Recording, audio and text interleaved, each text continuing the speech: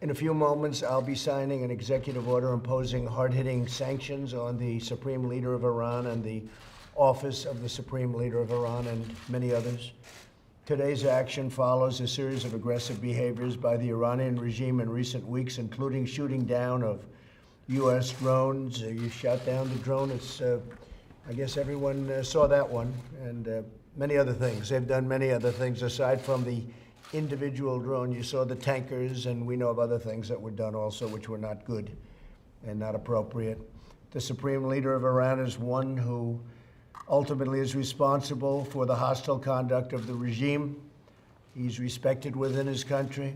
His office oversees the regime's most brutal instruments, including the Islamic Revolutionary Guard Corps. Sanctions imposed through the executive order that I'm about to sign will deny the Supreme Leader and the Supreme Leader's office and those closely affiliated with him and the office access to key financial resources and support. The assets of Ayatollah Khomeini and his office will not be spared from the sanctions.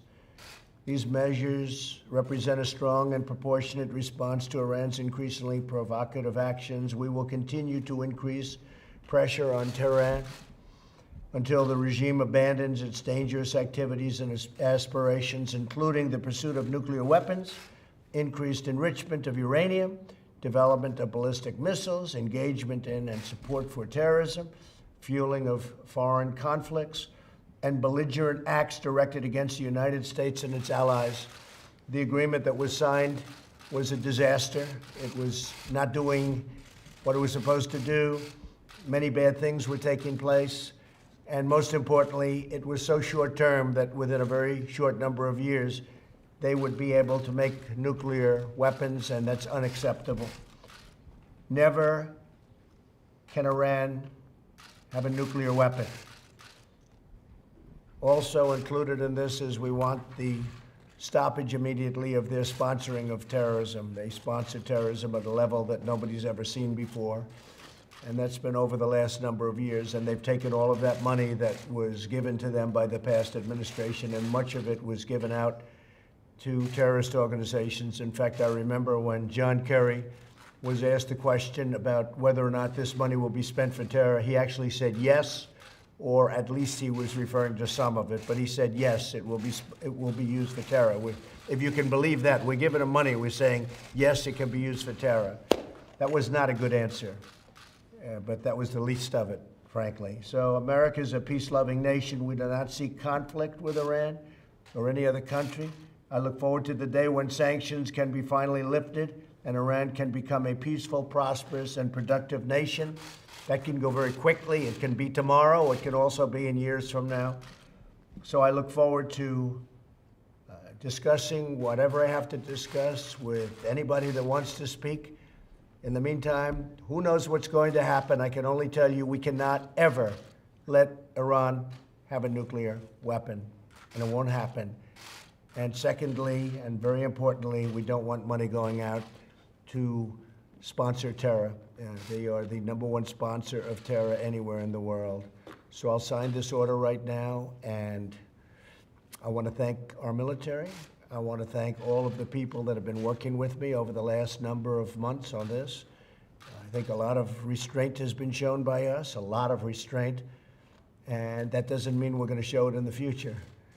But I felt that we want to give this a chance, give it a good chance, because I think Iran potentially has a phenomenal future. And I say that about North Korea too.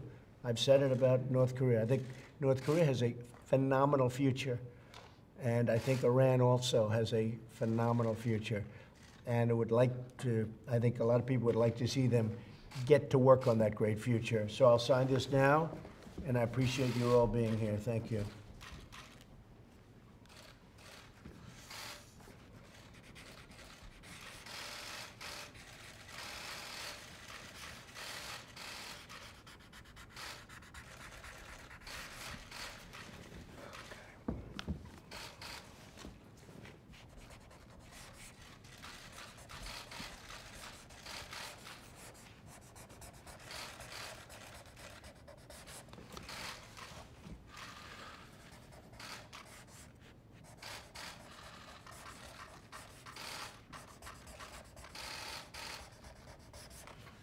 Okay, thank you very much, everybody. Mr. President, is your goal to negotiate a new deal with Iran? Mr. President, is your goal to negotiate a new We deal? would love to be able to negotiate a deal if they want to. If they don't want to, that's fine too. But we would love to be able to, and frankly, they might as well do it soon. But obviously, the people of Iran are great people. You know, I know many of them. I lived in New York, haven't been there very much the last 2.5 years, but I know many Iranians living in New York, and they're fantastic people. I have many friends that are Iranian, and it's just, it's very sad what's happening to that country. The deal should have never been done. It wasn't ratified by Congress, wasn't properly done, as you know, as a treaty. It wasn't properly done. It was incorrectly done. But we'll get it properly done. So we'll see what happens. I hope it's going to be for the good, but the people in Iran are great people, and all of the people I know, so many in New York, these are great people. Okay, anything else? Sir, just to be clear, is this the U.S. response to the Iranians shooting down the drone? You could probably, Steve, add that into it, but basically this is something that was going to happen anyway. Okay. Okay? If they breach the uranium limits on the 27th, will you take additional action? I won't say what I'll do, but I don't think they should do it. What is your message for the Supreme Leader, and do you want to meet with him one-on-one? My only message is this: he has the potential to have a great country, and quickly, very quickly.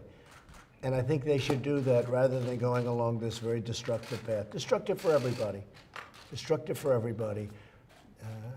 We can't let him have a nuclear weapon. He said he doesn't want nuclear weapons.